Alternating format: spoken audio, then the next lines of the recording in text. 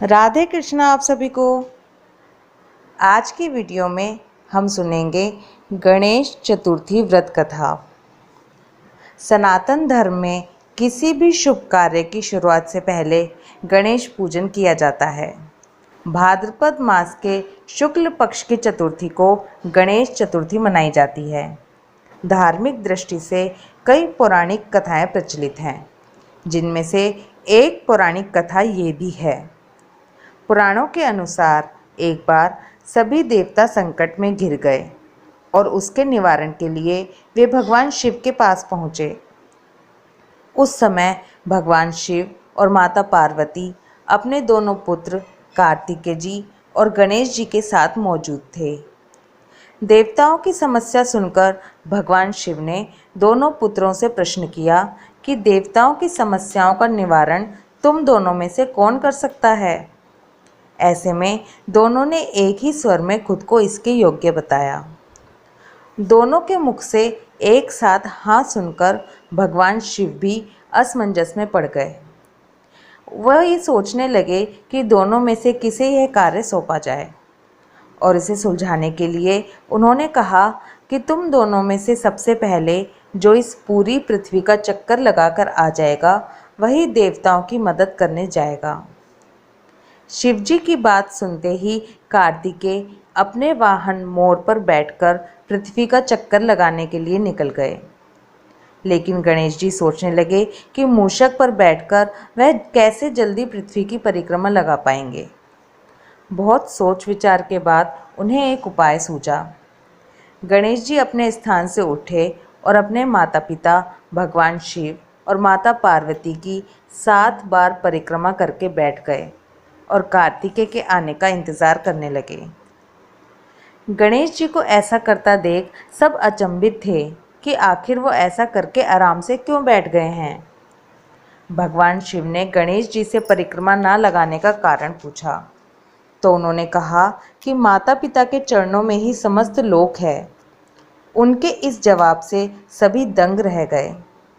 गणेश जी का ऐसा उत्तर पाकर भगवान शिव भी प्रसन्न हो गए और उन्हें देवता की मदद करने का कार्य सौंपा। साथ ही ये भी कहा कि हर चतुर्थी के दिन जो तुम्हारी पूजन और उपासना करेगा उसके सभी कष्टों का निवारण होगा। इस व्रत को करने वाले के जीवन में सुख समृद्धि का आगमन होगा। कहते हैं कि गणेश चतुर्थी के दिन व्रत कथा पढ़ने और सुनने से सभी कष्टों का नाश होता है और जीवन भर किसी कष्ट का सामना नहीं करना पड़ता। इसी के साथ एक अन्य पौराणिक कथा भी है। इस कथा के अनुसार एक समय भगवान विष्णु और माता लक्ष्मी के विवाह की तैयारियां चल रही थी। इसमें सभी देवताओं को निमंत्रित किया गया, लेकिन विघ्नहर्ता गणेश जी को निमंत्रण नहीं भेजा गया। सभी देवता अपनी पत्नियों के साथ विवाह में आए, लेकिन गणेश जी वहाँ उपस्थित नहीं थे। ऐसा देखकर देवताओं ने भगवान विष्णु से इसका कारण पूछा। उन्होंने कहा कि भगवान शिव और पार्वती को निमंत्रण भेजा है। गणेश अपने माता पिता के साथ आना चाहें तो आ सकते हैं। हालांकि उनको 1.25 मन मूंग, 1.25 मन चावल, 1.25 मन घी और 1.25 मन लड्डू का भोजन दिन भर में चाहिए। यदि वे नहीं आए तो ही अच्छा है। दूसरे के घर जाकर इतना सारा खाना पीना अच्छा नहीं। इस दौरान किसी देवता ने कहा कि गणेश जी अगर आएं तो उनको घर के देखरेख की जिम्मेदारी दी जा सकती है। उनसे कहा जा सकता है कि आप चूहे पर धीरे धीरे जाएंगे तो बारात आगे चली जाएगी और आप पीछे रह जाएंगे। ऐसे में आप घर की देखरेख करें। योजना के अनुसार विष्णु जी के निमंत्रण पर गणेश जी वहां उपस्थित हो गए। उन्होंने घर की देखरेख की जिम्मेदारी ले ली। बारात घर से निकल गई और गणेश जी दरवाजे पर ही बैठे थे। यह देखकर नारद जी ने इसका कारण पूछा, तो उन्होंने कहा कि विष्णु भगवान ने उनका अपमान किया है। तब नारद जी ने गणेश जी को एक सुझाव दिया। गणपति ने सुझाव के तहत अपने चूहों की सेना बारात के आगे भेज दी, जिसने पूरे रास्ते खोद दिए। इसके फलस्वरूप देवताओं के रथों के पहिए रास्ते में ही फंस गए। बारात आगे नहीं जा पा रही थी। किसी के समझ में कुछ भी नहीं आ रहा था कि क्या किया जाए। तब नारद जी ने गणेश जी को बुलाने का उपाय दिया ताकि देवताओं के विघ्न दूर हो जाएं। भगवान शिव के आदेश पर नंदी गजानन को लेकर आए। देवताओं ने गणेश जी का पूजन किया। तब जाकर रथ के पहिए गड्ढों से निकल तो गए, लेकिन कई पहिए टूट गए। उस समय पास में ही एक लोहार काम कर रहा था। उसे बुलाया गया। उसने अपना काम शुरू करने से पहले गणेश जी का मन ही मन स्मरण किया और देखते ही देखते सभी रथों के पहियों को ठीक कर दिया। उसने देवताओं से कहा कि लगता है आप सभी ने शुभ कार्य प्रारंभ करने से पहले विघ्नहर्ता श्री गणेश जी का पूजन नहीं किया है, तभी ऐसा संकट आया है। आप सब गणेश जी का ध्यान करके आगे जाएं, आपके सारे काम हो जाएंगे। देवताओं ने गणेश जी की जय जयकार की और बारात अपने गंतव्य तक सकुशल पहुंच गई। भगवान विष्णु और माता लक्ष्मी का विवाह संपन्न हो गया। बोलो विघ्नहर्ता श्री गणेश की जय। इसी के साथ एक और पौराणिक कथा भी सुनाती हूँ। इसके अनुसार एक बार महादेव जी पार्वती सहित नर्मदा के तट पर गए। वहाँ एक सुंदर स्थान पर पार्वती जी ने महादेव जी के साथ चौपड़ खेलने की इच्छा व्यक्त की।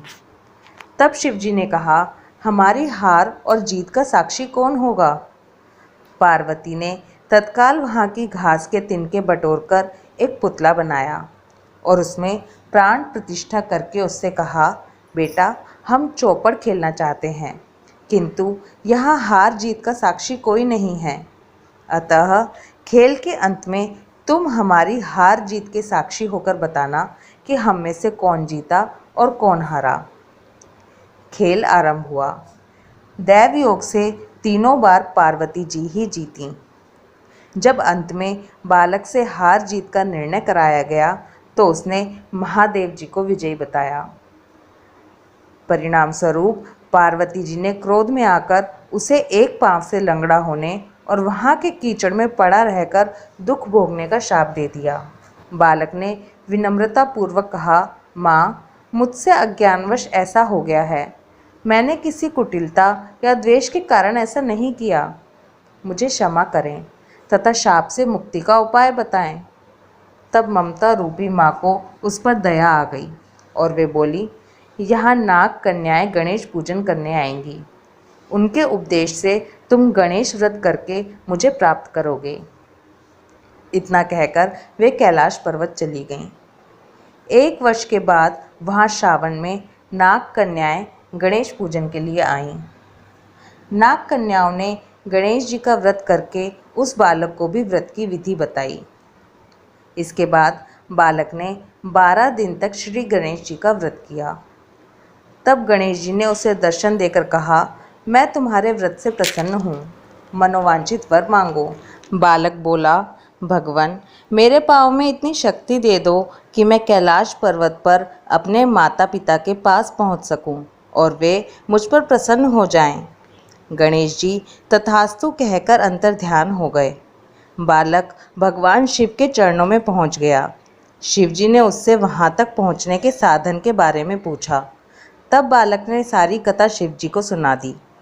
उधर उसी दिन से अप्रसन्न होकर पार्वती जी शिव जी से भी विमुख हो गई थीं।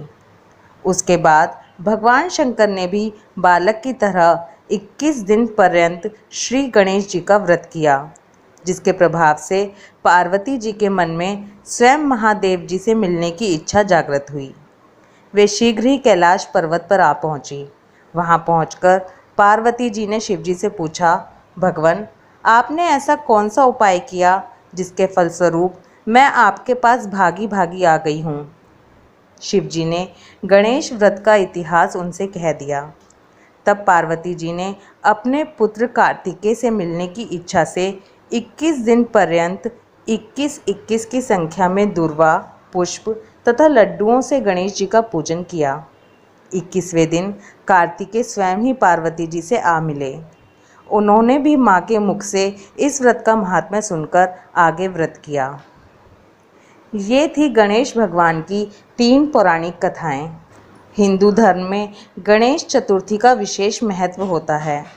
शास्त्रों के अनुसार हर मास की चतुर्थी तिथि भगवान गणेश को समर्पित होती है। इस व्रत को रखने से मनोकामनाएं पूरी होती हैं और घर में सुख शांति रहती है। बोलो गणेश भगवान की जय, विघ्नहर्ता मंगलकर्ता की जय, गणपति बाप्पा मोरया। राधे कृष्णा।